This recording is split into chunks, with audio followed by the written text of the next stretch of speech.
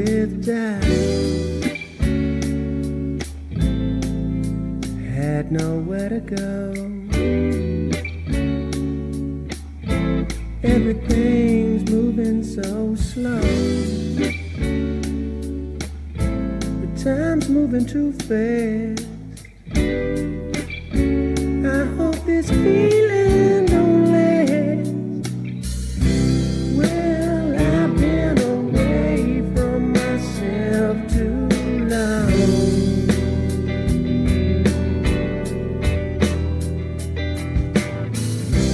My body is aching from all my wrongs.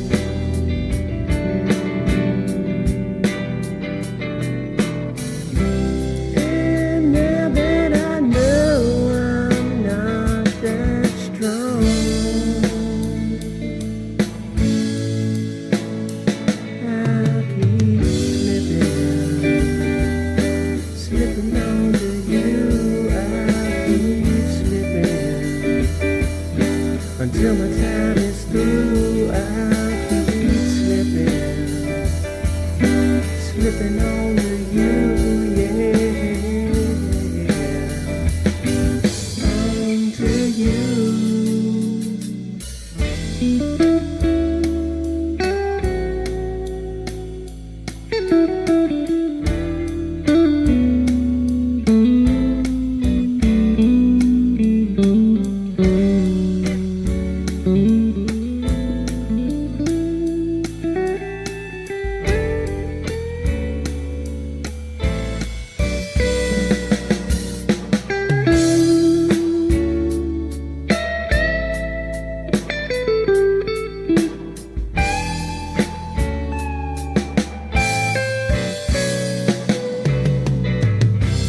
Well, I've been away from myself too long.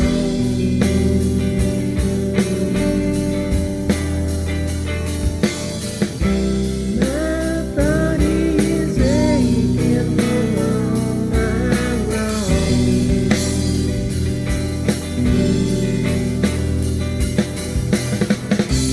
And now that I know I'm not that strong,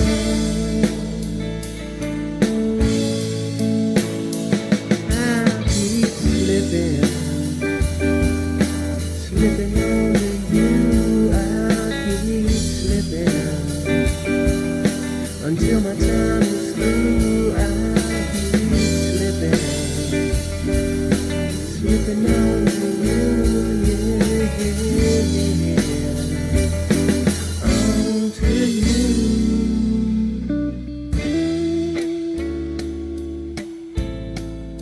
I was down and out, so riddled with doubt.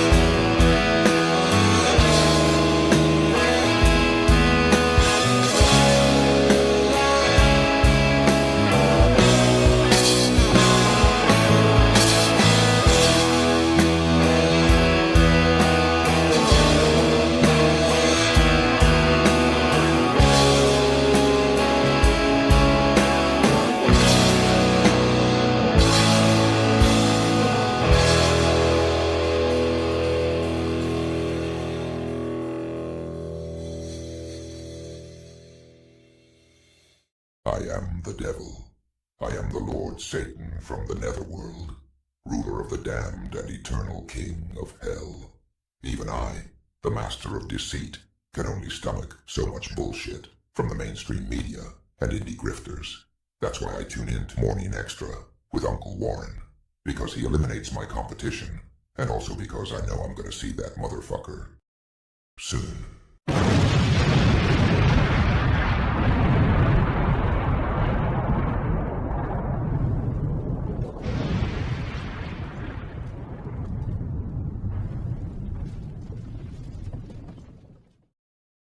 Deo,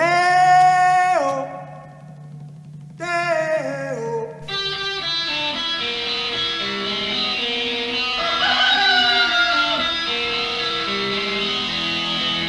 Baby's got a burger and a sugar and that naked won't go down. Baby's got a burger and a sugar and that shit it won't go down. Corrosion to her thighs, erosion of her pride. Baby's got sugar, baby's got corrosion now, corrosion now. Baby's got it. Baby's got it. Look, this is OCD. Put me in the middle, hey. There we go. I do. I have OCD. I got to make sure. Because when I worked in TV a long time ago, in TV production, if you didn't frame up the person in the camera right, you were beaten. If you were lucky. I mean, I asked for extras. So, Merkrima, it is Krima. If you're into that sort of thing. If not, happy December 25th. And whatever you got going on today. We got a lot of people here. A lot of sinners not hanging out with the baby Jesus. He's good. He knows. He's like Santa. He sees you when you're sleeping. Fred Edward in the house. Every show I get a text with a link to ExtraBulla promising crumb cake. Is that real? Am I a spam, one of those spam texters? Like trying to sell you car insurance from Texas? I get a lot of those. What's up, Steve? Steve Wolfbrand in the house. Merkrima to you. We got Bella here. Good to see you. Desert Mantis. Merkrima. We got Miguel up in here. Chilling like that villain. Of course, we got, who else we got here? We've got Vera. Vera is here. Good to see you. Happy December 25th. I'll try to be neutral. Jessica's here. Good to see you. Kruma. Max, you crazy guy. Global solidarity. Oh, you're just global now. Are you like Cher? Is that what it is? Like Madonna? You just one word now? You gone diva? And we are Ronin there off the top. We are Ronin. Bum, bum, bum, bum, bum, bum, bum. Good to see everybody. Hopefully you're having a wonderful day so far. It is not bad here. 37 degrees in the Chicagoland area. So it's, this is fake snow behind me. This is just chroma key snow. It's the magic of television. Sorry. Just like Dad going out for cigs, but really going out for life. Lying to you about snow. But I told you the truth, so I told you it was fake. So today is going to be a little bit different story for it's that we're not doing the news of the day. Basically, it's the news of the year. And yes, I'm going to probably miss a few big stories. And some of these sources, you'll be like, what the hell are you doing? Just hear me out. Okay. It's all good. We're not doing deep dives on any of these things because there's a lot of stories to go through. So we're just going to kind of, brush the surface a little bit. So you'll see some mainstream media links in there, but just for the surface level stuff. We know there's bias in there. We know they're trying to tell you all this shit. This thing likes to cuddle. You like to cuddle? You quit it. We'll cuddle later. Daddy's got to work now. Let me put you back here. Anyway, I got my fake Santa hat on. I'm Santa at the beach. Santa, you're Santa down there looking for quarters with his metal detector. That kind of Santa. Finger man up in here. Merry Christmas. Smoke trees all day. Wow. Trees made of herbalicious deliciousness, you mean. Okay, so I didn't really know how to do this for real. I didn't want to make this like the top 25 stories of all time. My God, the man live at the Civic Center. You know, I don't want to do that shit. So basically, I'm just going by some of the notable stories that kind of hit my attention. Now, this show here, the old Morning Extra, we started in July of this year. So I really started paying attention to a lot of stuff then. So I kind of had to look back at the first 6 months of the year and kind of see what else was going on. Because I was kind of paying attention to other things. But yeah, so if there's anything, like I said, I pinned it in the YouTube chat. But if there's any stories that I missed, feel free to drop a link to it or let me know. I got Teresa's over there on Rockfin. What's up? Howdy Podner. Good to see you. Happy 12/25 to you. And of course we got Crazy Legs Johnson. Wait a minute, where is she? She's not crazy. I think it's Amber. Amber's over there on Facebook holding it down there too. Amber's becoming she is our Facebook regular. You don't want to hear about Don Lemon? Wait, what? What are you talking about? Is that drug code desert? Is somebody selling Don Lemon? Is that some sort of code for like some very tart weed? I don't know. I don't see things that well. All right, so basically the way we're going to do this is stories that just kind of struck my fancy. And we're doing it in chronological order. So we're starting off January 1st,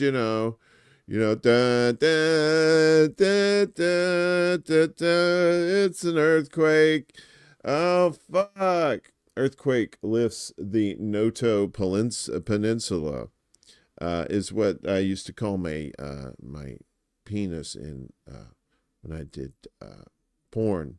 The Noto Peninsula, and no one else called it that. So anyway, so it was a giant earthquake that happened there. So the first day brought catastrophe to parts of Japan at 4:10 p.m. Japan Standard Time.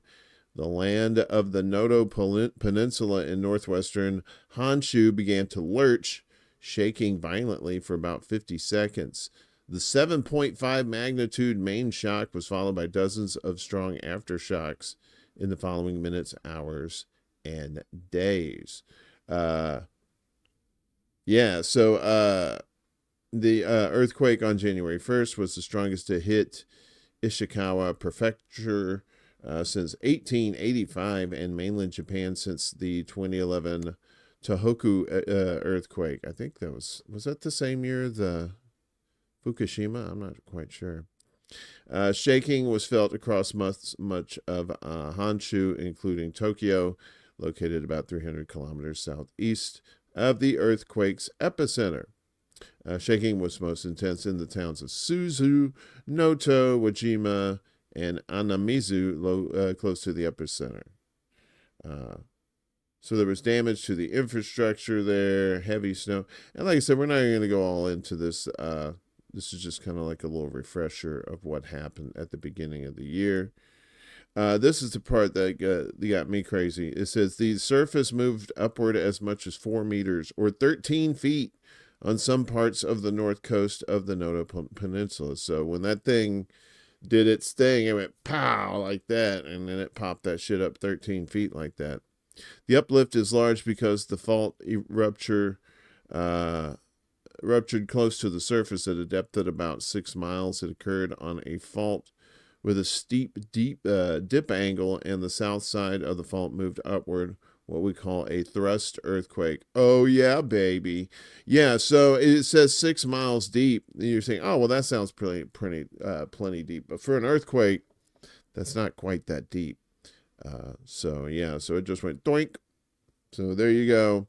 Had some crazy earthquake to start off the year. Now, just as a warning to you, now there's not going to be all kinds of crazy like Israel, Russia kind of stuff, right? Like all the battles and stuff like that. We're not doing that kind of stuff. We know all that stuff has been ongoing this year. We'll get to Syria, of course. Obviously that was a major turning point. But we're just, like I said, we're kind of hitting the highlights and trying not to do too much crazy shit. Kate's here. Good morning. Good to see you, Kate. Happy December 25th and all the trimmings that go with it. Yikes. That's scary. Don't scare me with that face. Not you, Kate. You can scare me with that face all you want, sweetheart. I'm just getting the next story ready. What a year this has been, right? So much disappointment with our governments, so much propaganda being slung at us. We've been having to wade through that, and hopefully we've learned how to wade through that. Through some of us here in the old interwebs trying to help you out with that. So of course you guys remember this one. This was so that was January 1st. So come January 3rd, somebody's some documents became unsealed. Remember this guy? Oh no, he sees us even from the grave. Jeffrey Epstein, associate names unsealed in court documents. But did we really get, that was, remember they had like all the photocopies of the names and stuff, and like basically everybody was in there. Look at you, all cheeky, you want to get up in here. I don't know how to turn that off.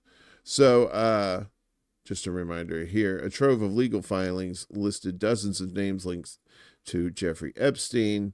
They were released. The 40 documents released are part of a long-running defamation lawsuit brought by Epstein victim Virginia Giuffre against his former fixer and convicted child trafficker Ghislaine Maxwell in 2015. I don't know how to turn this off. Is this a thing? Okay. Is it not? Oh, there we go. Not gonna let me do it? Okay, fuck off. Here we go. Okay, so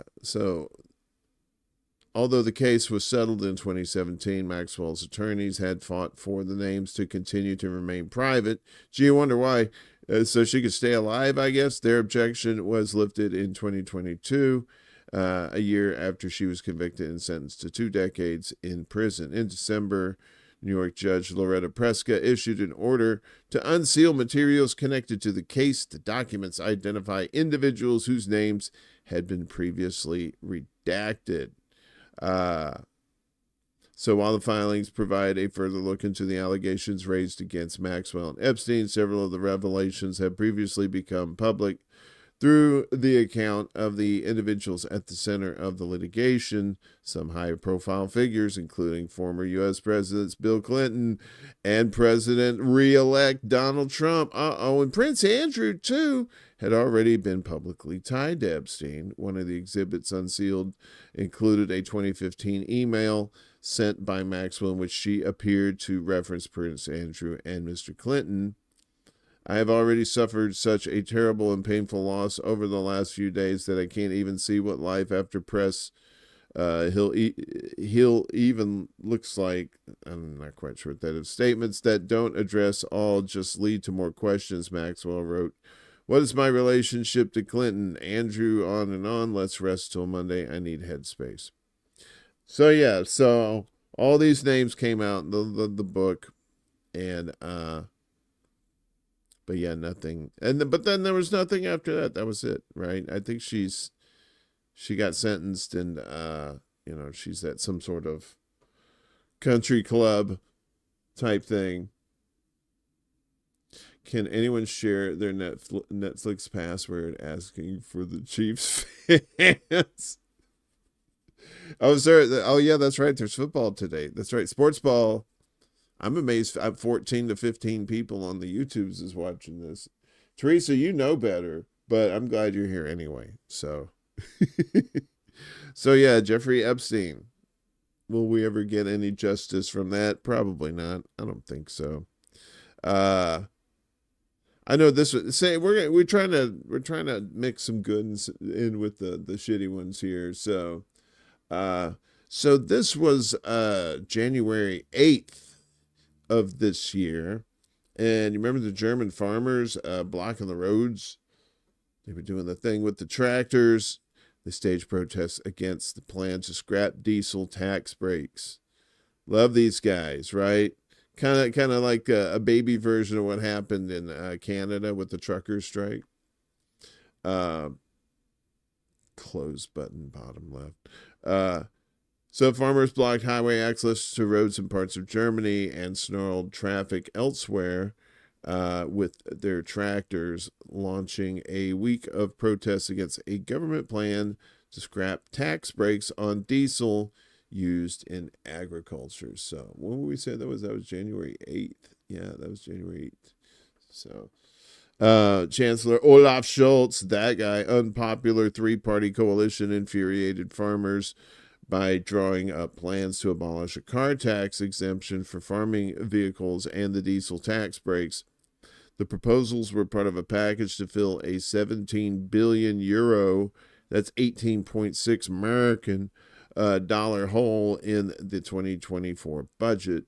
The government climbed down partially, saying that the car tax exemption would be retained and the cuts in the diesel tax breaks would be staggered over 3 years. But the German Farmers Association said it was still insisting on the plans being reversed fully and would go ahead with a week of action starting that Monday. So, and now Germany is their government is there's a vote of no confidence in that government now too. So Germany has had themselves a year, starting off with these with the farmers there, and then you had in Northern Ireland, you had strikes on when was that? Yes, January 18th. Right, we're still in Capricorn country, folks. So and strikes always give me hope for the future as far as like shutting shit down. You know the thing, shut it down, change it, then you can have your elections and stuff that actually matter. You know, ones that won't get fucked up by some bullshit. So yeah, so strikes, thousands attend rallies in major strike over pay. Like I said, this is January 18th. Thousands of public sector workers have staged rallies during what was billed as Northern Ireland's largest strike in 50 years. Workers left picket lines to join rallies in Belfast, Londonderry, Omagh. I know I want to say oh my god, but I know it's Omagh.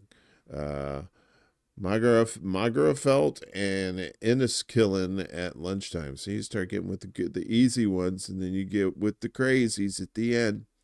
More than 100,000 public sector workers were taking part in the day of action, halting bus and train services while schools were closed, and there was disruption across health services.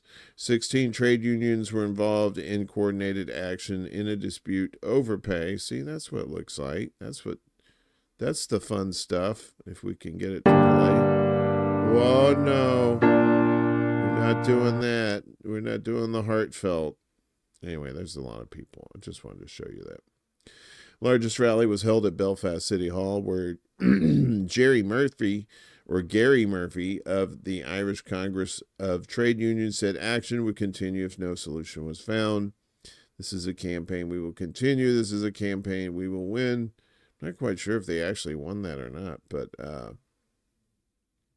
Yeah, big doings there in Ireland. And that's the start of things. That's the way we have to get there is, you know, by shutting down these various arteries of capitalism. Because, I mean, that's the only way you're going to be able to get those socialist programs in there, if you want that in there. Because capitalism is going to have to somehow,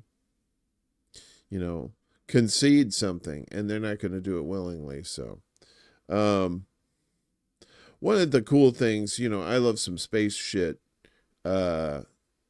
Not just actual excrement, but like other things in space too. And one thing that's in space is Mars, and they're worried about what we're gonna do, how we're gonna terraform it, right? What can we do to make Mars green again, right? MMGA, the UMGAs, to make Mars green again, because it has water on it. It has plenty of water. In fact. They found out in January, same day, water ice buried at Mars's equator is over 2 miles thick. That's an ocean, y'all. That's like deeper than an ocean. That's like a super ocean. So there's all this water. All you got to do is heat. You got to find a way to heat up the planet because the planet's too cold. You heat up the planet, that water melts, and then you throw some like spores and fungus and shit on there, and Bob's your uncle, man. Give it a couple 100 years, you got some trees. I don't know. I'm just saying it probably could happen like that. The European Space Agency probe has found enough water to cover Mars in an ocean between 4.9 and 8.9 feet deep. The whole planet.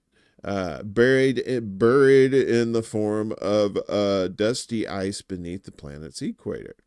The finding was made by the European Space Agency's Mars Express mission, a veteran spacecraft that has been engaged in science operations around Mars for 20 years now. Well, it's not the first time that evidence for ice has been found near the red planet's equator. This new discovery is by far the largest amount of water ice detected there so far and appears to match previous discoveries of frozen water on Mars. Excitingly, the radar signals match what we expect to see from layered ice and are similar to the signals we see from Mars's polar caps, which we know to be very ice-rich. Ice rich.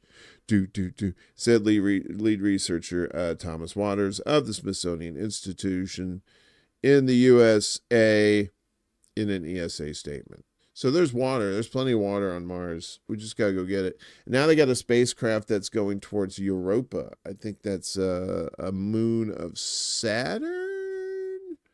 Saturn or Jupiter. I can't remember. But they're going to go look because they think it's frozen on the outside, but they think underneath that ice there's just like a shit ton of water, like more water than there is on this planet combined. So science in the mix during the year. So we got a little of that. But of course, science tends to be a bit on the murder side, particularly like the science of weather, right? I'm trying to be the Captain Segway here. No, sir, we do not require your services at this time. So y'all remember this. This was, let's see. When was this? Okay, so this was January 20th, right? And now this is around my neck of the woods down south where we can't deal with the ice and snow very well because we don't get it very often. It's not like up here in the north where they get it every year. Death toll tops 60 across the U.S. as the Arctic blast leaves dangerous icy conditions. Yeah, so I remember that. I remember it was crazy towards the beginning of the year like that.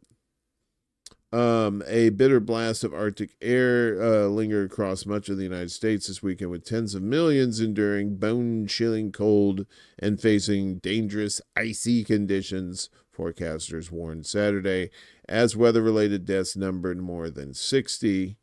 Heavy snow blanketed parts of the Northeast and Midwest on Friday, and the plunging temperatures overnight left roadways slick. The Mississippi Emergency Management Agency announced 2 more deaths, which occurred in an incident on a highway in rural LaFleur County, north of Jackson. Further details were not immediately available. The state's death toll has reached at least 8 people over the past week, with deaths attributed to road conditions and extreme cold. In total, weather-related fatalities in the U.S. have grown to at least 61 people amid the wave of dangerous winter weather in recent days. Many of the deaths were reported in Tennessee and Oregon. Frostbite and hypothermia are likely with prolonged outdoor exposure.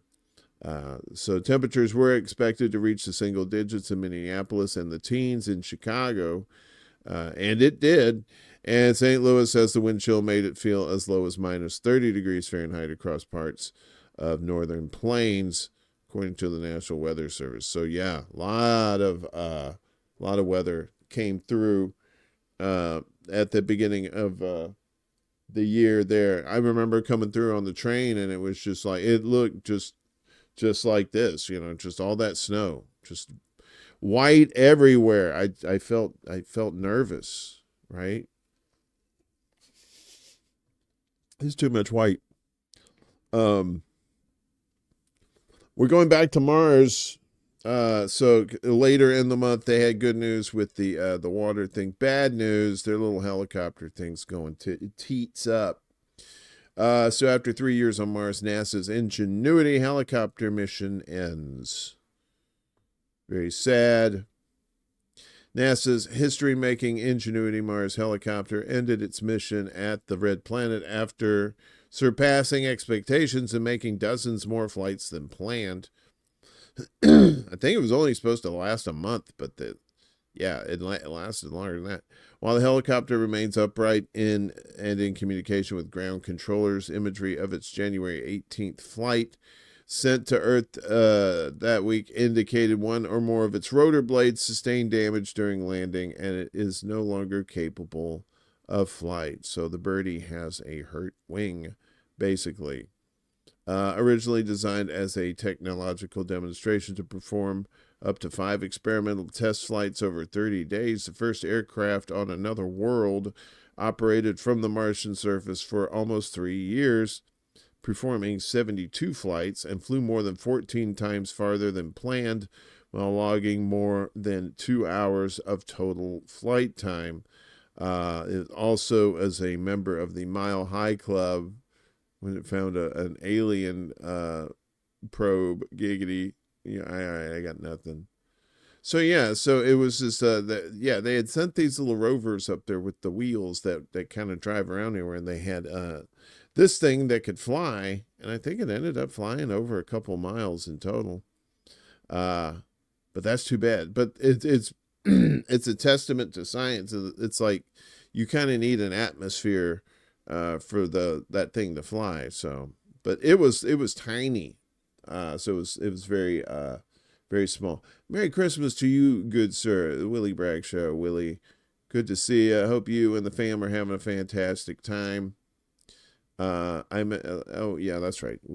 Willie was there. We were talking about Willie's office, Denny's, on the Secret Show the other night. So about how they tried to close it one time and they didn't know how to do it. It was pretty funny. Oh, that's a good one. And I like Anton Petrov. He has a lot of good science videos on YouTube, so you guys could check that out too. Anton Petrov, Petrov. Yeah. So there was that. Like I said, this is good. Usually I have a nice little flow. I like to have nice segues between these stories. It kind of makes it flow all right. But when you're doing it chronologically, it's kind of hard to do. So you guys remember the Elon Musk brain chips, the Neuralinks? You remember that? Oh, your mom's cooking right now? Awesome, Willie. I hope you guys have delicioso. I'm pretty sure it will be. So yeah, this was, which one was this? This was, 25th. Oh, okay. No, this is the 29th. January 29th. Elon Musk says Neuralink has implanted its first brain chip in a human. Dun, dun, dun. What? It's still free to read this. What? I'll do it later. Come on. Don't deny me free shit I'm stealing. Elon Musk, the billionaire founder of the neurotechnology company Neuralink, has said the first human received an implant from the brain chip startup and is recovering well. Surely they wouldn't report that they would be performing poorly. Hey, Matt John in the house. Good to see you, Matt. Hope you're having a holly holly ho ho hey hey giggity giggity goo goo Christmas to yourself there. Giggity giggity Christmas once a year. Giggity giggity Christmas once a year. The surgery is not a surprise. The U.S. Food and Drug Administration has given the company clearance in September to carry out the first trial. I guess September of 23 to carry out the first trial of its implant on humans. Initial results show promising neuron spike detection. Oh, emphasis on spike. Watch out now, Jabbies in the chat be like, wait, what? Did he say spike? Musk said in a post on the tweeters a day after the chip was implanted. Spikes are activity by neurons, which the National Institute of Health describes as cells that use electrical and chemical signals to send information around the brain and to the body. Musk did not provide further details. In follow-up tweets sent in between arguing about video games and bantering with far-right influencers, the businessman said the first Neuralink product was called telepathy. Dun, dun, dun, dun, dun. It enables control of your phone or computer and through them almost any device just by thinking, he wrote. Well, that's going to count a lot of people out in this world. They're not going to be able to run their phones because they won't know how to think. Initial users will be those who have lost the use of their limbs. Imagine if Stephen Hawking could communicate faster than a speed typist or auctioneer. That is a goal. I'm pretty sure Stephen Hawking would rather be alive, but, we can nitpick. Musk has a long history of bold promises, but a spottier record of fulfilling them, as do most billionaires. In 2016, he wrongly predicted that within 2 years it would be possible for a Tesla to drive autonomously from New York to Los Angeles. That year, he said his SpaceX rocket company would fly to Mars in 2018. It still has not. So, yeah, Neuralink. Remember that? The brain chip. Everybody was talking about the brain chips, yo. The brain chips. Chippies. Chippity-doo. Chuck knows about the brain chips, don't you, Chuck? Chuck's over there selling brain chips. He has to. You remember Alexei Navalny? You remember him?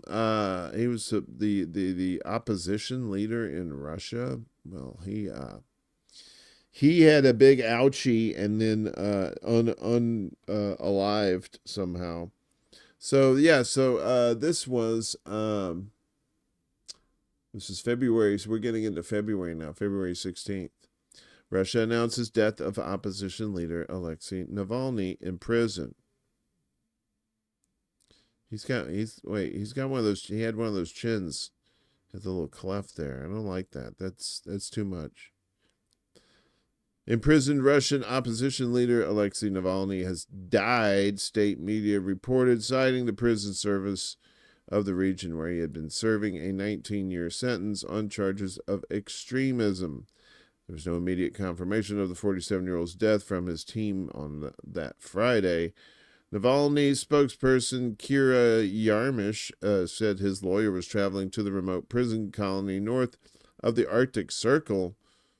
What, the prison colony north of the Arctic Circle? Jesus Christ, what is it like? What is it like, General Zod? Is that where the Phantom Zone is? But later expressed that there was almost no hope that Navalny is alive. In a statement quoted by state media, the Federal Prison Service said Navalny felt bad after a walk and lost consciousness almost immediately. Navalny was in the IK3 penal colony in Karp in the Yamalo-Nenets region, which is about 1,200 miles northeast of Moscow, where he was transferred last December. The special regime, or polar wolf colony, is among the harshest in Russia's prison system and is located in a place with severe winters. Most inmates have been convicted of grave crimes. Karp is about 60 miles from Vorkuta, whose coal mines were part of the Soviet Gulag camp system. So this guy was the opposition leader. This is the one the shitlibs were trying to get to overthrow Putin. So that he was going to be their puppet. And well, you know how that went. You had to restart. Why'd you have to restart, Kate? What's going on with you? Everything all right? We cool? We cool? All right, so what year was this? Oh, sorry. So this was February 16th, I think, right? Yeah, it's February 16th. I'll make sure I'm getting my dates right. I don't want to get I don't want people yelling at me for the wrong reasons. I like it when they yell at me for the right reasons. So this is a sad one, and I'm pretty sure a lot of you guys obviously remember this. This was on February 25th, I believe he did that, but this story came out on the 26th of February. After setting himself on fire, U.S. Airman Aaron Bushnell dies declaring free Palestine. And this was the letter that he had written, or at least part of it. He said, "My name is Aaron Bushnell. I'm an active duty member of the United States Air Force, and I will no longer be complicit in genocide. I'm about to engage in an extreme act of protest, but compared to what people have been experiencing in Palestine at the hands of their colonizers, it's not extreme at all." That's how the 25-year-old from San Antonio introduced himself and bade farewell to the world in a live stream video of his Sunday afternoon walk to the Israeli embassy in Washington, D.C. Arriving outside the front gate, Bushnell set down his phone, took 8 paces, turned to face the camera, doused himself in an unknown accelerant, donned his service cap, and set himself alight. He repeatedly screamed, "Free Palestine," as he burned. Uniformed Secret Service officers arrived on the scene even before Bushnell was able to ignite the fire. They repeatedly ordered him to get on the ground. "Get on the ground, you fucker," someone, presumably an officer, can be heard saying in the video as Bushnell screams and writhes in agony. He managed one final garbled yet unmistakable "Free Palestine" in his body, as his body was engulfed in flames. Nearly 2.5 minutes into the video, an officer in a white shirt rushes in with an extinguisher while an officer points his pistol at Bushnell's burning body. The guy's burning himself to death, and dude is got a pistol, thinking the pistol's going to intimidate this guy into stopping the burning. "I don't need guns," implored the man in the white shirt. "I need fire extinguishers." NPR reported Bushnell was rushed to a hospital in critical condition. He died that Sunday evening. Bushnell left a final message on social media early Sunday morning. "Many of us like to ask ourselves, what would I do if I was alive during slavery or the Jim Crow South or apartheid? What would I do if my country was committing genocide?" he wrote in his first Facebook post in nearly 6 years. The answer is, you're doing it right now.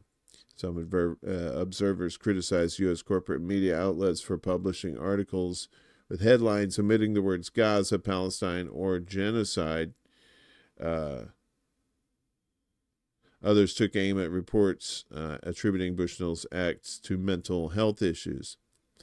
They'll try to spin doctor it as mental health issues, but he was rational and clear about his political reasoning, which resonates with the majority of the world. Syracuse University professor Farhana Sultana said on social media, "May his sacrifice not be in vain. Indeed, it was legitimate moral outrage and courage against the Holocaust and barbarity in Palestine with U.S. full participation. May his sacrifice not be in vain. May his last words on this earth ring true, free Palestine.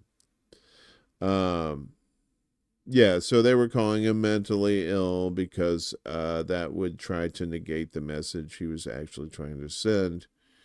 More than 100,000 Palestinians, mostly women and children, have been killed or wounded by Israeli bombs and bullets since October last year from attacks on Israel. Around 90% of Gaza's 2.3 million people have been forcibly displaced, and at least hundreds of thousands of Gazans are on the brink of starvation. The U.S. government backs Israel with nearly $4 billion in annual military aid. Not to, and that's not including all the extras that they got this year. I think $100 billion in total for the year. With their support including 3 vetoes of UN Security Council ceasefire resolutions. Yeah. So, and that's what you were starting to see as people in military. Military recruitment numbers are down. Because they're starting to figure out you're not serving your country, you're serving empire. And a lot of these kids are not down for that. So I think there was another one too that happened later in the year too. I could be wrong. Oh yeah, Kate. Well, I mean, it's not like news though. It's just kind of recapping what happened this year. So, kind of landing lightly, kind of grazing it, getting a little bit of information, and taking off. So, CBC voter, good to see you, and Wesley, good to see you as well. Anonymous, Merry Christmas Day to you, there, Captain Cowboy. Kick your pants. I don't know why would I say crazy stuff like that. So, there was a lot of crazy weather this year, particularly like Europe and Asia getting just like a shit ton of rain and flooding. So this was towards the end of February. I think this was on leap year day down in Tejas. You might remember this. Texas battles historic wildfires as snow covers scorched land in the Panhandle. So yeah, it's still winter down there, and they're having these fires that they've unprecedented. A dusting of snow covered a desolate landscape of scorched prairie, dead cattle, and burned out homes in the Texas Panhandle, giving firefighters brief relief in their desperate efforts to corral a blaze that has grown into the largest in state history. The Smokehouse Creek fire grew to nearly 1,700 square miles.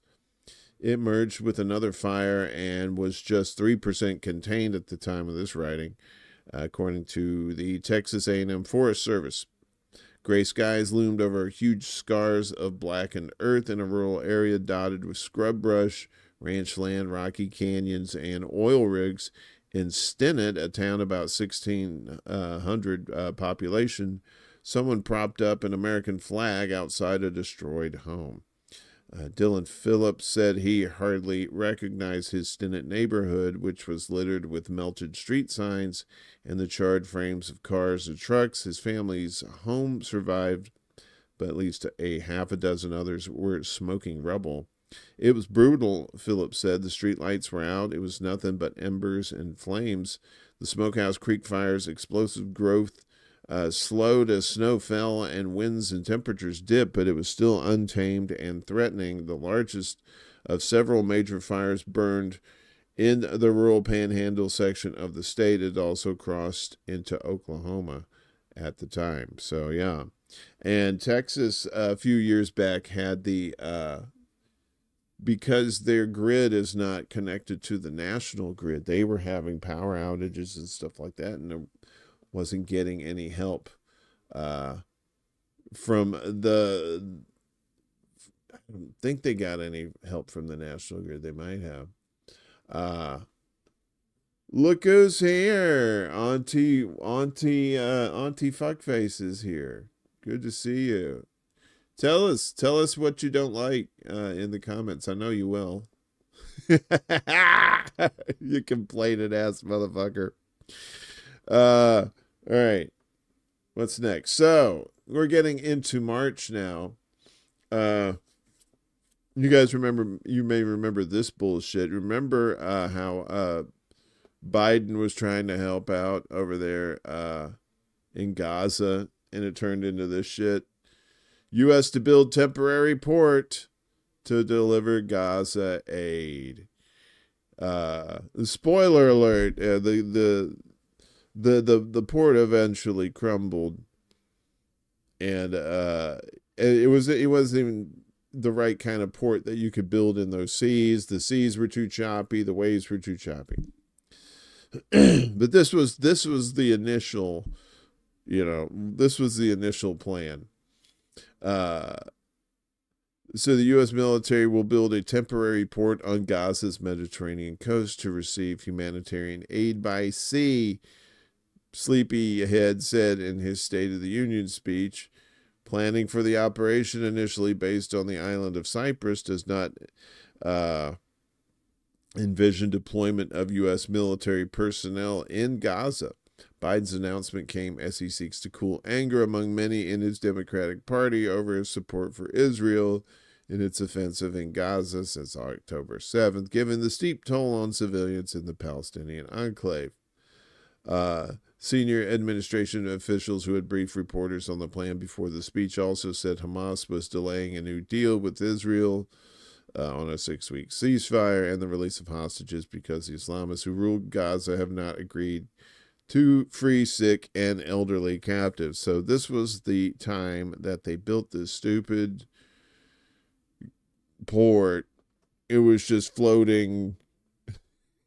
It was just floating pieces of whatever plastic floating around there, and it eventually just disintegrated. So they treated it just like they do our own infrastructure here. Here it's just like, well, you don't really need that bridge, do you? That car could probably get over that if you do a Dukes of Hazzard, just jump over it. That's how you do it, right?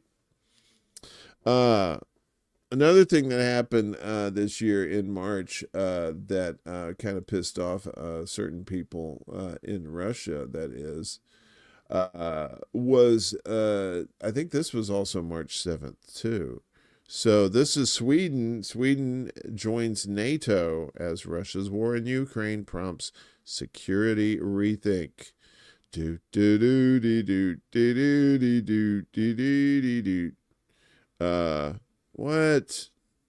I gotta do all this? Anyway, no, we're not reading all that.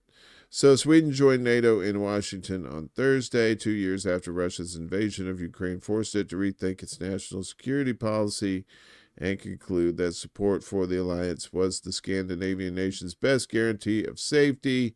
Swedish Prime Minister Ulf Kristersson handed over the final documentation to the U.S. government, the last step in a drawn-out process to secure the backing of all members to join the military alliance. So, good, there you go. Just kind of poking the bear. Poke, poke, pokety, poke, poke, poke. Pokety, poke, poke, poke.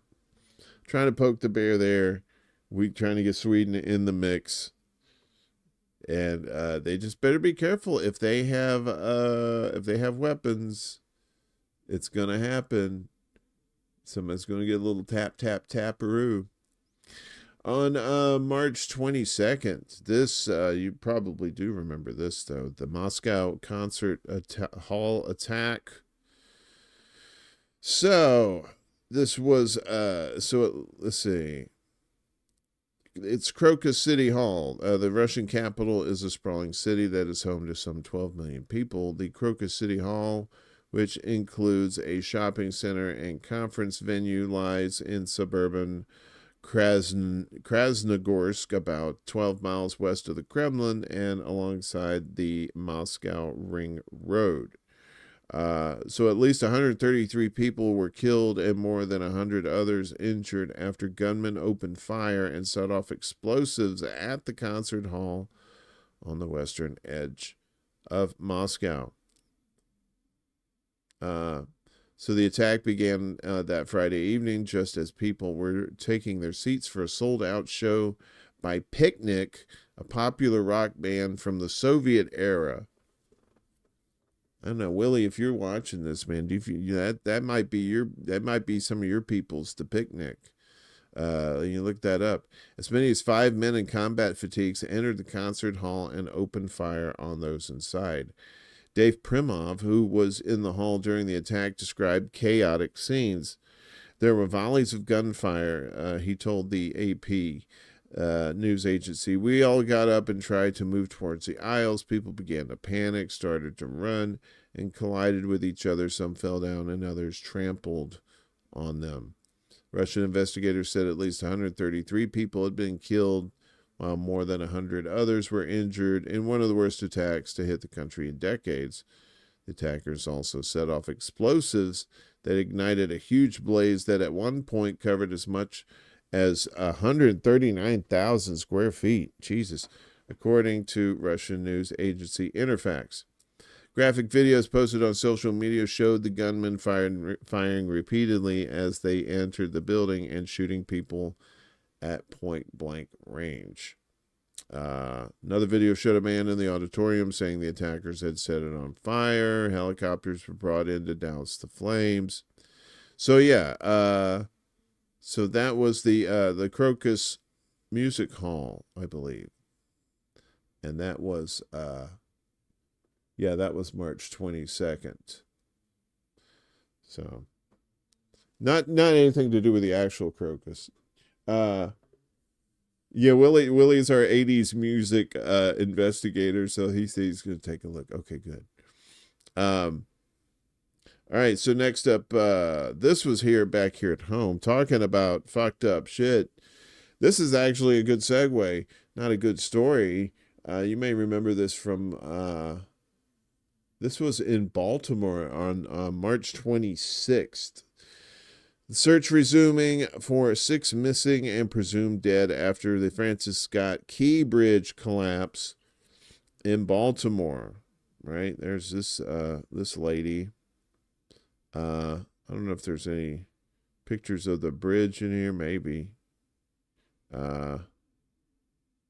Yeah. So another a bridge collapse in America. Shocking, I know. The search was to resume Wednesday morning for 6 people missing, presumed dead in the wake of the collapse of the Francis Scott Key Bridge in Baltimore. It crumbled early Tuesday after a support column was hit by a large container ship that had lost power, sending people and vehicles into the Patapsco River. Authorities said 2 people were rescued from the water Tuesday. All 8 people were part of a construction crew that was filling potholes on the bridge at the time. Rear Admiral Shannon Gilreath of the U.S. Coast Guard said at a news conference. Jennifer Homendy, the chair of the National Transportation Security Board, said that the workers were employed by a local company, Bronner Builders. One of these rescued workers was unhurt. The other was treated at the University of Maryland Medical Center and has been discharged. So, good evening. I'm Nora O'Donnell, and thank you for. I don't really want to hear Nora O'Donnell, but I do want to see some of this this river. So look at it. Yeah, there's the pictures right there of that bridge that just went. That's American infrastructure, y'all. America.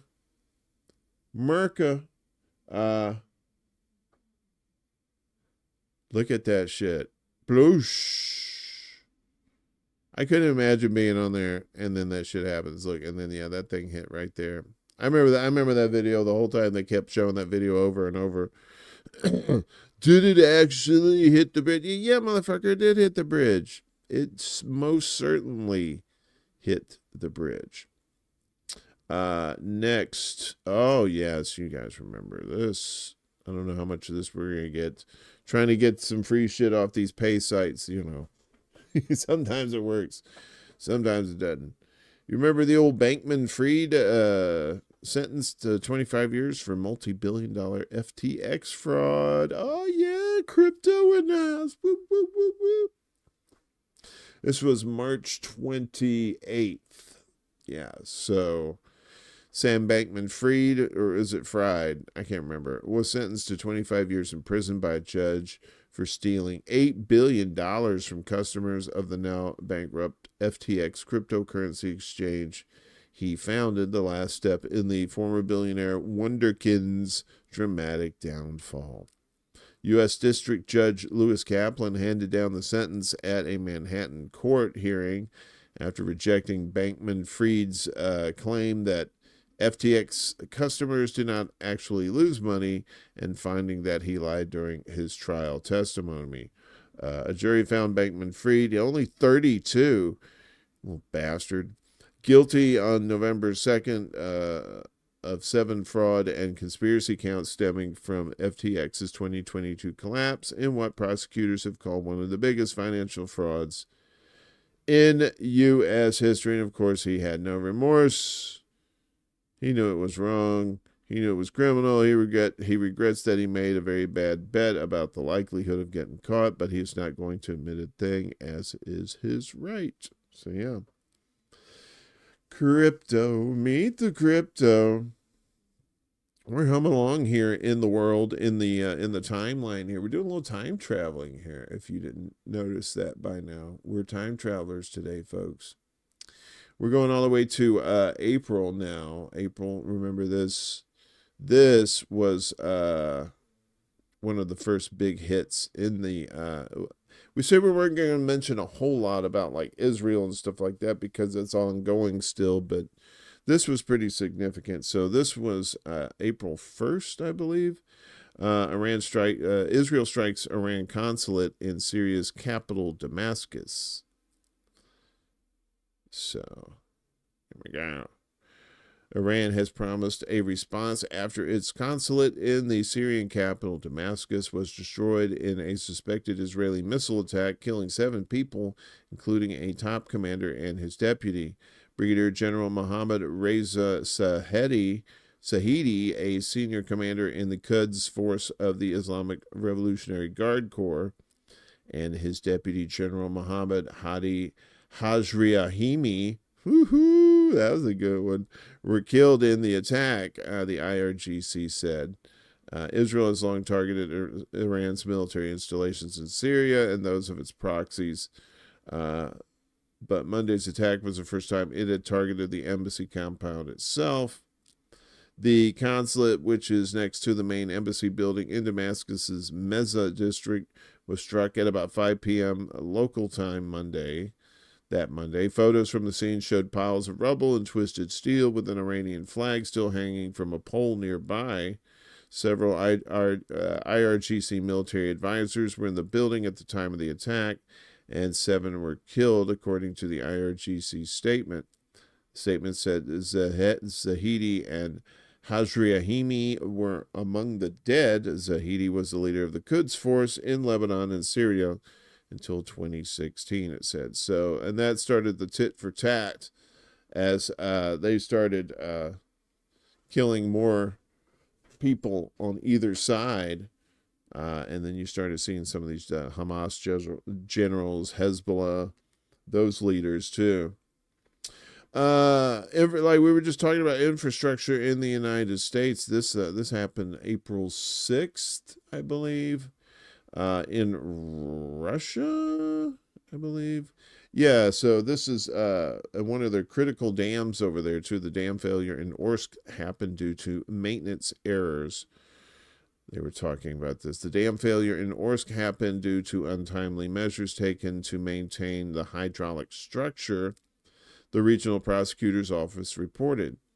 Due to untimely measures taken to maintain the hydraulic structure in proper technical condition, a dam broke on April 5th, 2024, the department reported. Based on the results of the inspection, the partial collapse of a dam in Orsk, Orenburg region occurred in 2 places. The dam protected the city from the waters of the Ural River. By Saturday morning, the water had reached several districts of the city. Around 2,400 residential buildings and 3,000 adjacent areas in Orsk were flooded. yeah, so, you know, a lot of the infrastructure here and around the world has been affected by these crazy, changes in the weather. A lot more rainfall. You're seeing the jet stream dipping lower than it usually does. That's why the southern states are getting a lot more of this cold air blast that they're not used to.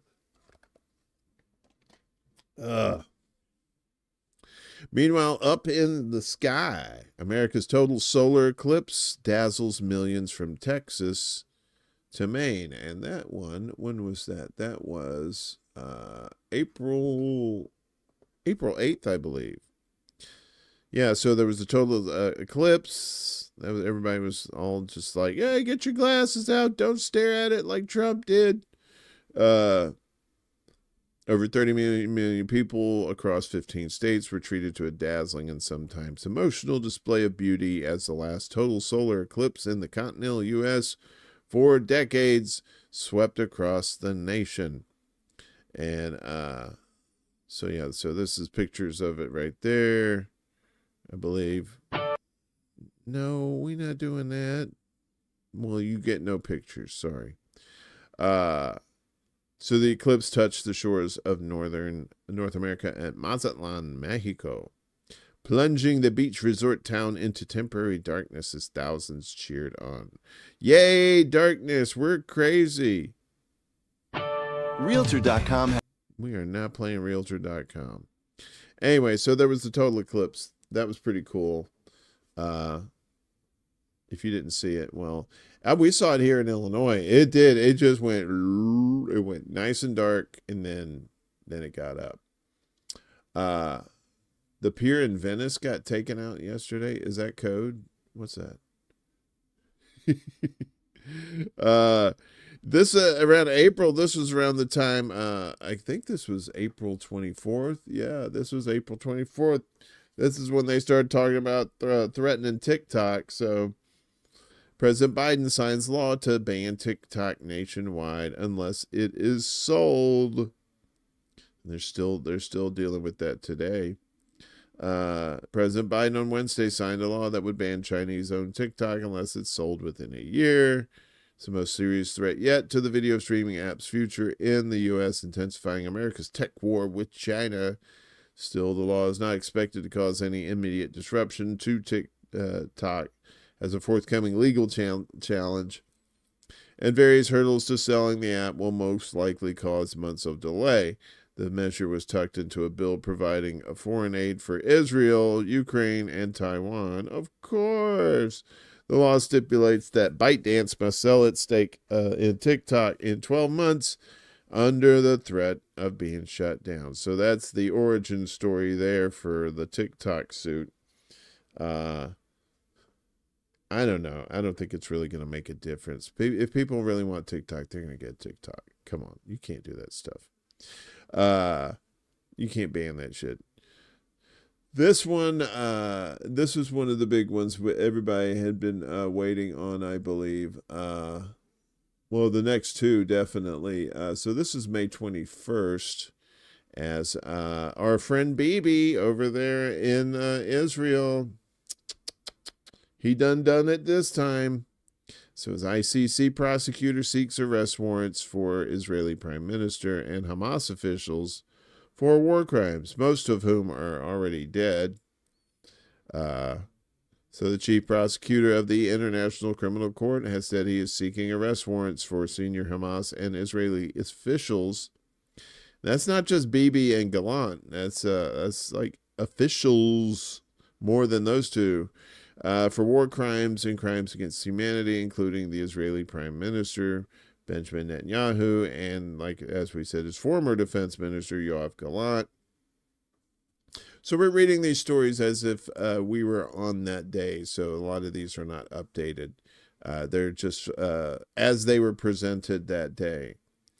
Kareem Khan said his office had applied to the World Court's pretrial chamber for arrest warrants for the military and political leaders on both sides for crimes committed during Hamas's October 7th attack and the ensuing war in Gaza. And let's see, Yahya Sinwar, I think he's dead.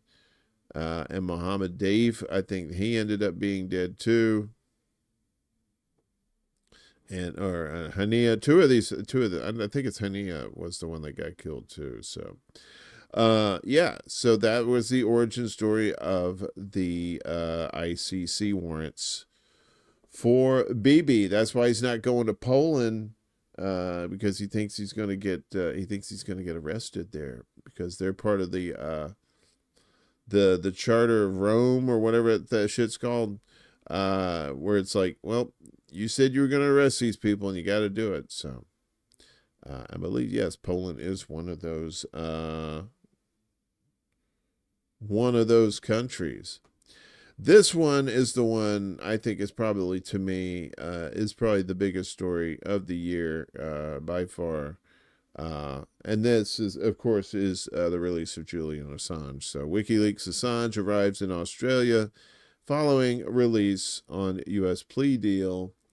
And that was June 24th, I believe. I think it was June 24th that happened. So WikiLeaks founder Julian Assange has arrived in Australia after he was freed by a United States court in Saipan under a plea deal. Assange's plane landed in Canberra on Wednesday, hours after the 52-year-old pleaded guilty in a court in Saipan to a charge of espionage related to obtaining and publishing U.S. military secrets. And I believe he is appealing that guilty plea as well, as we speak. In the U.S. Pacific Territory courtroom, District Judge Ramona Manglona had sentenced Assange to 5 years and 2 months, the time he had spent in prison in the UK fighting extradition to the U.S., and said he was free to go. With this pronouncement, it appears that you will be able to walk out of this courtroom a free man, the judge said. So yeah, and he walked out. That's it. Free Assange. That's right, Fred. Journalism is not a crime. So, yes, as we're tooling along here, we're getting close to the middle of the year. Actually, we're a little past the middle of the year, and now we're getting to all the storms that started hitting towards the end of summer. So the first was, you guys may remember, Beryl. Beryl weakens to tropical depression after slamming into Texas as Category 1 hurricane. So yeah, so this was, actually, when was this? This is June 28th, but I think this was updated July 8th. Okay. So, after Hurricane Beryl slammed into Texas, knocking out power to nearly 3 million homes and businesses, unleashing heavy rain and killing at least 3 people, it moved east and later weakened to a tropical depression. The fast-moving tempest threatened to carve a harsh path over several more states in the coming days, as Texas state and local officials warned it could take several days to restore power after Beryl came ashore as a Category 1 hurricane and toppled 10 transmission lines and knocked down trees that took down power lines. Beryl later weakened into a tropical storm and then a tropical depression, far less powerful than the Cat 5 behemoth that tore a deadly path of destruction through parts of Mexico and the Caribbean the weekend before. But the winds and rains of the fast-moving storm were still powerful enough to knock down hundreds of trees that had already been teetering in water, saturated earth, and strand dozens of cars on flooded roadways. So that was the first. Now that Beryl went into Texas. So, and I believe the actual landfall was June 28th. But then that may have been landfall in Mexico, and then later that's when it went into Texas. So next is, oh yes, well, I don't know. I think Julian Assange is probably still the story of the year, but if you're not in that vein of consciousness where you think you don't really like journalism, then you probably think this was probably the number one story of the year. U.S. former President Donald Trump survives assassination attempt at rally. There it is. There's the bloody ear. You see it right there. I don't know, man. Doesn't look like a bullet went through there. Looks like somebody squirted some ketchup. Yeah, so you guys remember this. This was when was this? I think, yeah, this is July 13th, I believe. Yeah, that this actually went down.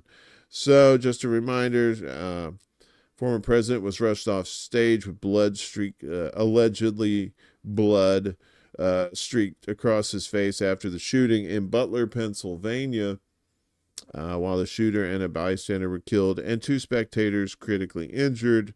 Republican candidate raised a defiant fist to the crowd as he was bundled away to safety and said afterwards, "I was shot with a bullet that pierced the upper part of my right ear." Let's see. Then Biden spoke to him, Trump, later and said, "Yeah, sorry, bud. Sorry that happened. It wasn't me." The FBI identified the gunman who was shot dead as 20-year-old Thomas Matthew Crooks of Bethel Park, Pennsylvania. Yeah, this was in Butler, Pennsylvania, where the shit went down. See, there he is. Keep on rocking in the free world. The girl with a hair bun just hugging him. She don't know what's going on. She gonna protect him with a hair bun? Is that what happened? So yeah. And then of course later he was like, bing bing, not even shot at. They were like, "Hey, guy's got a gun. He's going after Trump." And he was like, "No, I'm just out here." Crazy year for guns, right, kids? Moving along to the end of July, and of course this was big for the Dems, the shit libs. Sleepy Joe wakes up just to say, "I quit." As he bows out of re-election campaign, endorses Kamala Harris. So yes, have another lady with no plan and a shitty campaign to run for president. Hey, but yeah, you do it because you hate women. That's what it is. President Joe Biden, and when was this? This was July 21st? Yeah, it's July 21st this happened. President Joe Biden dropped out of the 2024 presidential race, said in a letter posted to social media, creating an unprecedented vacancy atop the Democratic ticket 1 month before he was scheduled to officially accept his party's nomination. In a follow-up post less than 30 minutes later, Biden endorsed Vice President Kamala Harris to take his place as the Democratic nominee. What, don't you supposed to have a primary? Aren't the people supposed to elect their nominee, or you just select them now? Okay. Biden's withdrawal came after a weeks-long pressure campaign from party insiders following a disastrous June 27th debate performance against Trump. The move throws an already unusual presidential race into further chaos. Oh boy, didn't it? And it was not immediately clear how Democrats would choose a replacement for Biden in November's election, though Harris would have a strong claim to lead the ticket. Yeah, pretty much it. If you can't even campaign, how the hell is he going to do shit as the fucking president, right? That's what they're saying. And it didn't pay off, and now Trump's going to take over. So sorry. We got a little three-fer here for the Paris Olympics. Remember that? The Paris Olympics. So they decided to do the opening ceremony outside, and they probably shouldn't have done that. So rain, and more rain couldn't drown out the cheers at the Paris Olympics opening ceremony. And it's nice to get these shit-libby mainstream media takes on this. It's like, oh no, it wasn't a total shit show. They were just like, it couldn't drown out that cheers. So that's why sometimes you have to read this stuff to see how ridiculous it is. Drizzle, sprinkles, and then full-on nonstop rain drenched the opening ceremony of the Paris Olympics. Ponchos, tarps, and Eiffel Tower patterned umbrellas weren't enough to protect the soggy but cheering crowds watching the show on the banks of the choppy Seine River. I don't know what the fuck it is. It's been an unusually wet year for Paris, and Friday proved no exception, as especially wet, giggity July day for the unprecedented open-air Olympics extravaganza. And this was a time when Europe was experiencing a lot of flooding and stuff too. So, yeah. So that was part one. They got drenched on they were floating down the river as the opening ceremony, and then the rain came, and they're like, "Oops, probably should have done this. Probably should have done this indoors." Meanwhile, the other big part of the Olympics was the controversy over the Last Supper. You remember that shit?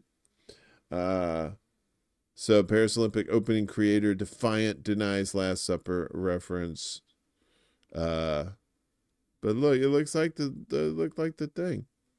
Some Catholic groups and French bishops condemned what they saw as scenes of derision and mockery of Christianity in Friday's parade choreographed by Thomas Jolly, a leading theater director.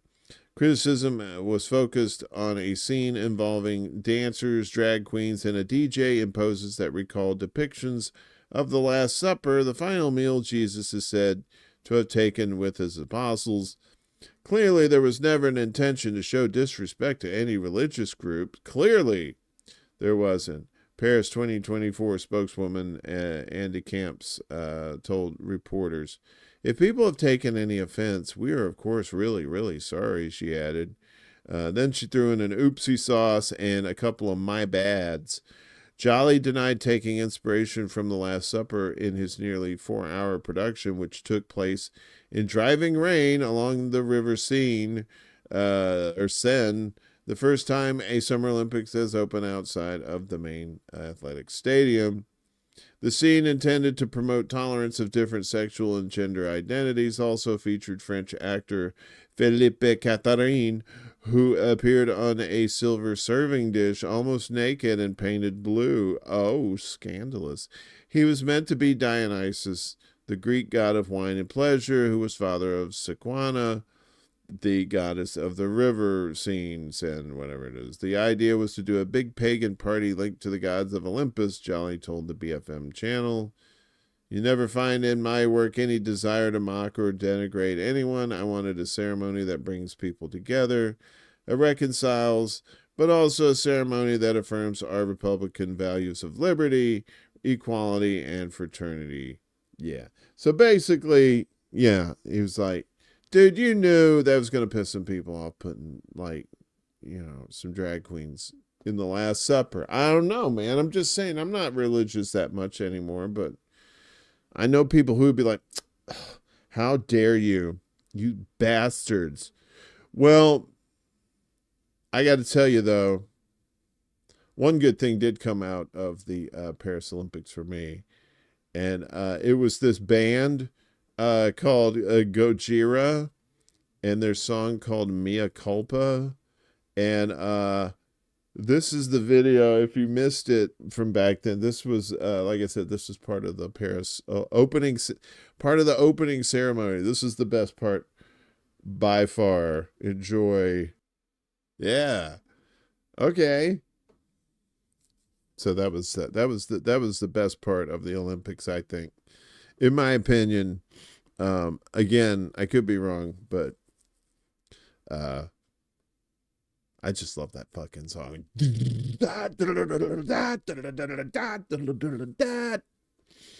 Hi, Ellen. Good to see you. I love this. It's so thoughtful, passionate, creative, and all the things I like. You talking about the Gojira, the music there? Yeah, that was pretty badass. We're getting close to the end here, sort of, somewhere in here. I gotta get my dates right here. So that was all July 26th through the whatever it was, like 2 weeks. Okay. So then after that, we're jumping to August. So this was August 5th. Back to the sad stuff.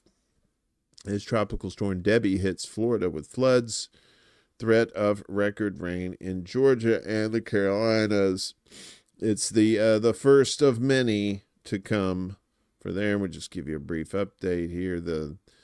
Tropical Storm Debbie slammed Florida with torrential rain and high winds, contributing to at least 4 deaths in the state and the rescue of hundreds from flooded homes before turning menacingly toward the eastern seaboard's low-lying regions and threatening to flood some of America's most historic southern cities. Record-setting rain was causing flash flooding with up to 30 inches possible in some areas, as according to the National Hurricane Center.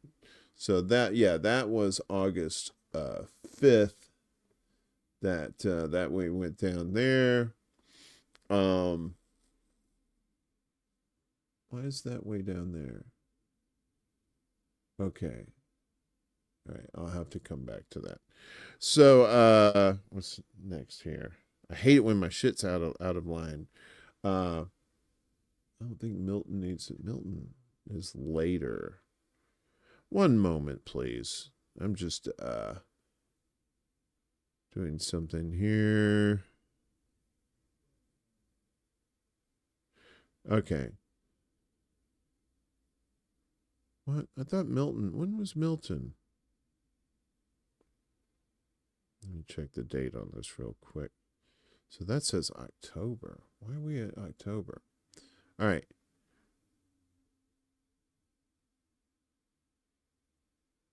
So this was, yeah, okay, so this is September now. Okay. So now we're getting into September, and this is what Europe was facing. So they were dealing with Boris and flooding in September as well. So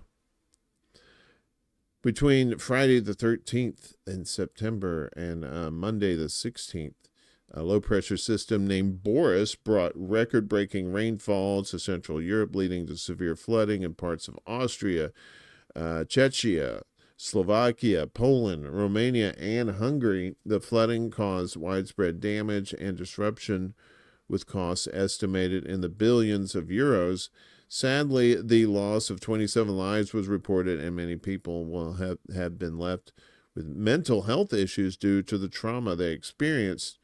So yeah, in the days before Storm Boris, unusually cold air was driven south across the UK during 11 and 12, during September 11th and 12th. This cold air continued on across France into the Western Mediterranean to meet warm, moist air to the east, creating a strong temperature contrast across Central Europe at the time. Yeah, so all of these storms were not just here in the United States. Like I said, China was dealing with a bunch of storms there as well. I want to make sure that we're not out of order here. So Boris was September 15th, or at least it started in that area. So then that takes us to Helene. Yeah, so Helene was the big one. Helene, that made landfall September 26th. So that was the other one. That was another one that hit Florida, right? The big one. And then that one that went up and fucked up North Carolina. So Hurricane Helene made landfall near Perry, Florida, just east of the Osceola River's mouth, with winds reaching 140 miles per hour. The Cat 4 storm ranks among the most powerful to strike the United States. That was on September 26th. According to the National Weather Service, Tallahassee storm surge levels in parts of Taylor and Dixie counties from Helene were estimated to reach 15 feet, though it would take several weeks of analysis to confirm those measurements. The GOES East geostationary satellite, known as GOES 16, keeps watch over most of North America. Well, that's reassuring, I guess, including the contiguous U.S. and Mexico. So yeah, and as we said, this storm continued through Florida and into the Carolinas up there, where a lot of rural areas were cut off.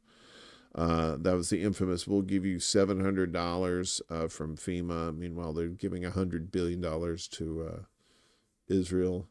Wait, did I say that out loud and mean it? Okay, so now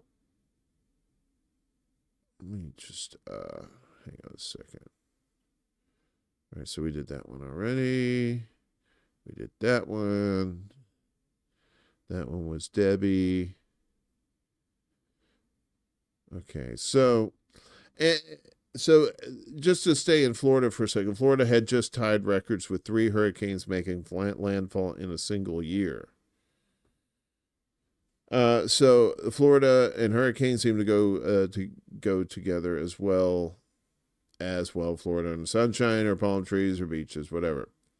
3 hurricanes have made landfall in the state this hurricane season, and there are still more than a month left in the Atlantic hurricane season.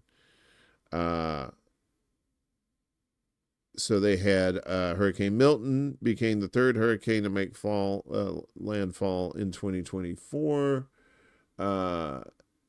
Milton, that was October 9th. That's when Milton hit. So Milton was the 3rd one to hit Florida this year. So that was probably the biggest story in Florida, was those 3 hurricanes. And it just basically just went west to east across central Florida there and into the Atlantic. Yeah, so Debbie, Helene, and Milton were the 3 that crossed Florida this year, just racking up billions and billions in damages as well. Milton was the 5th hurricane this year to make landfall on the Gulf Coast. There was also Francine and, like we said, Beryl in Texas were the other 2. Very busy down there in the Gulf of Mexico. So, let's see. So, did we do this one? Yeah, we talked about Milton, I think. Yeah. Yeah, Milton had cut power to more than 3.3 million energy customers. Yeah, it just cut right across Florida, right back into the Atlantic. It was crazy. Did we talk about? Yeah, we talked about Boris too. Okay, I think we're back on track. So now let's get up to September, where in my old neck of the woods, this guy, you may know him as the mayor of New York City. This is September 26th. New York Mayor Eric Adams charged in turkey bribery fraud scheme. Now, this is not delicious yard bird he's talking about. We're talking about the country turkey. So you may remember this. U.S. prosecutors charged New York City Mayor Eric Adams with accepting illegal campaign contributions and luxury travel from Turkish nationals seeking to influence him, capping an investigation that has sent the largest U.S. city's government into turmoil. In a 57-page indictment, prosecutors laid out an alleged scheme stretching back to 2014 that helped to underwrite Adams' 2021 mayoral campaign and showered him with free rooms at opulent hotels and meals at high-end restaurants. Ooh.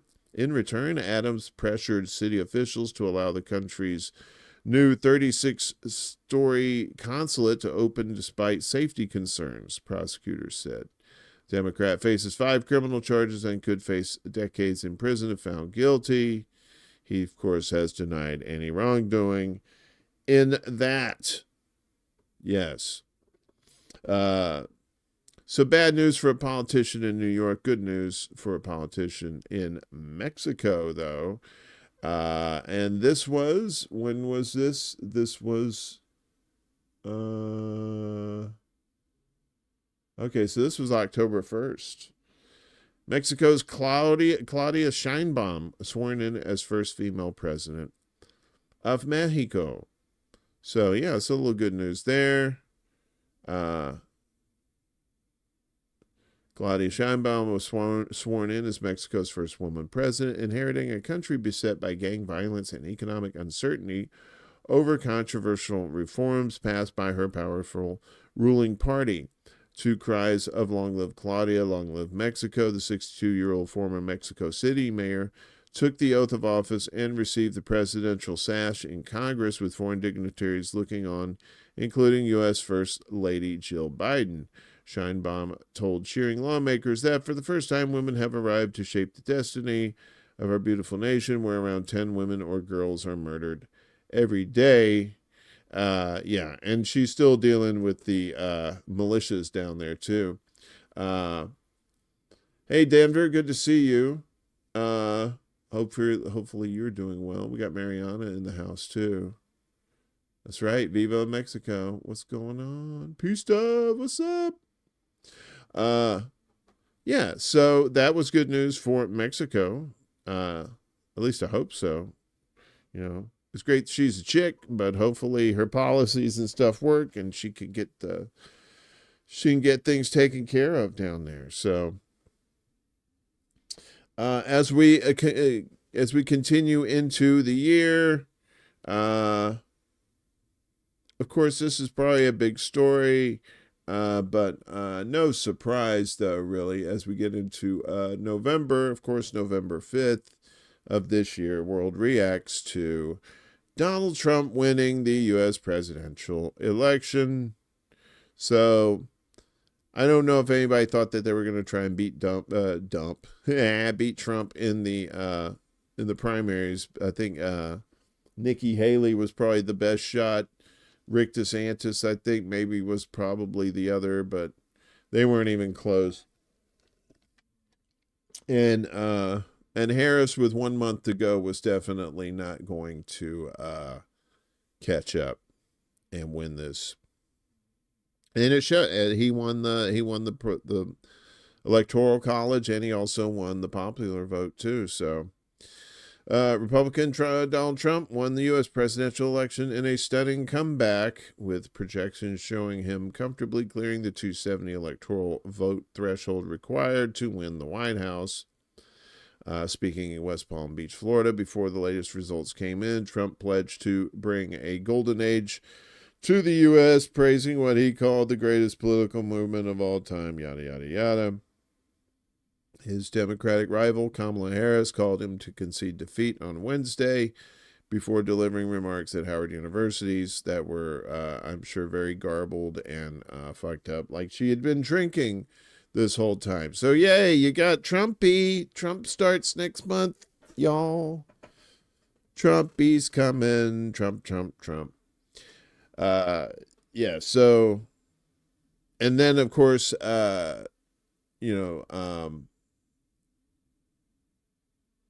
this is, but I didn't include the drones because there were so many. I don't really know where this drone, I think the drone stuff kind of started with the people talking to Congress this year too, which I didn't put in there either.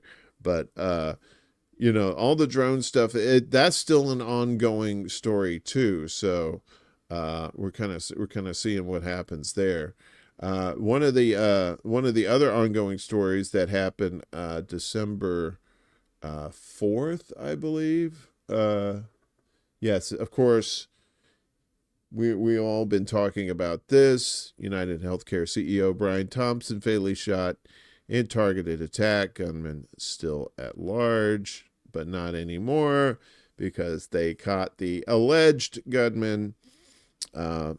Luigi Mangione they caught him in Pennsylvania, and then they extradited him to New York, where he's at right now.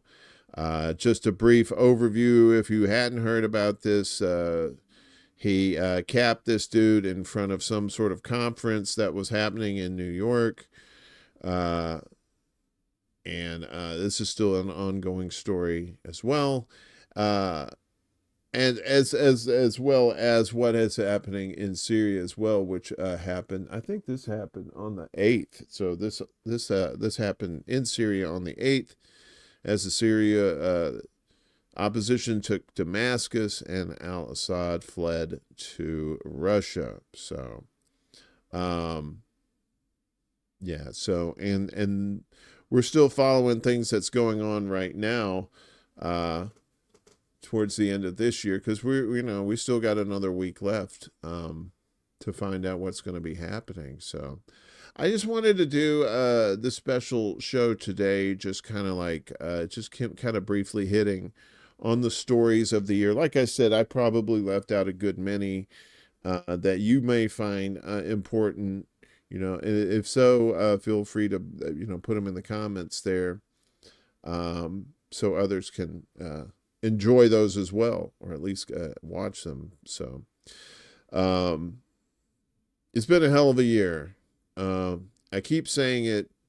We're not going to vote our way out of these things. We're not going to, if you stay in these cults of whatever personality that you're blindly following, you should probably stop doing that and use your critical thinking skills. We need them now more than ever, because we're starting to spiral into territory where things could possibly be out of control, if it's not already. So, but as always, I just want to let you know that, I love each and every one of you. I appreciate the support and the attention that you give to this show. We try to inform you. We try to entertain you, and we try to just be like, just a sounding block, maybe just saying what you're saying, and just trying to get other people to listen to what we have to say. So, we got to shut down the system. We got to fix the system to our liking, and then we'll be able to do all the fun things that a society does. It takes care of itself instead of taking care of greedy billionaires that don't give a shit about you. So I just want to say Merry Christmas to you on this day that is Christmas. Happy holidays to those who don't celebrate or are doing other things. I hope you're safe. I hope you're warm. I hope you're well fed. I hope you got some decent clothes. I hope your mind is right. And if none of those things is happening, I really hope it happens for you really soon. So, I guess let's see, what is today? Wednesday. So, yeah, I guess we probably won't be back till Friday, maybe, for the regular news show. But thanks for hanging out with me on this one. Doing this here for the old Christmas Day show, just kind of a look back. I didn't think we'd be able to do it next week for New Year's. Might be doing something else. So, but we'll let you know. But as always, make sure you're following my pals over here in the corner here. They have good shows, good channels. They're doing good stuff for you as well. So, thanks everybody on YouTube, Rockfin, Rumble, and Facebook. If you can, if you're new, if you're brand new, if you could like, share, and subscribe, that'd be great. If you could make a donation, there's donation links down below that you can contribute to. Otherwise, if you could share the links out, that would be appreciative. Also, don't forget our buddy Chanda Masta, who is dealing with lung cancer right now and doing pretty well, but could still use monetary help. So her GoFundMe link is in the description below. If you wouldn't mind contributing to her, that'd be great. And again, if you can't do it, if you could share out the links. You don't know really how much sharing out links means. Word of mouth is probably the best kind of advertising you could get. It's honest. It's and people tend to listen to it a lot more. So, Hemp Car, what over on the Rock Fence? What's up? Good to see you, buddy. Quantum Dots. Yeah, and make sure help out our other people who are content creators in the space. I know Kate does her radio gig too. Kate, if you want to drop your radio link in the chat, feel free to do that. And anybody that's got shows, drop your links in there too. It's the year of it's the day that keeps on giving. So yeah, I guess that's going to be it. We were on a little bit later today because I want a little bit more prep time. Like I said, I didn't do enough. I never do enough. It's fine though. you guys still love me, I guess. I still love you, and that's all that matters. Take care of yourselves. We'll see you next time. Probably get rid of this shit. Maybe. We'll see. It's a little cold outside, so I'll let you know. Peace! This is City Alpha 5! Woo!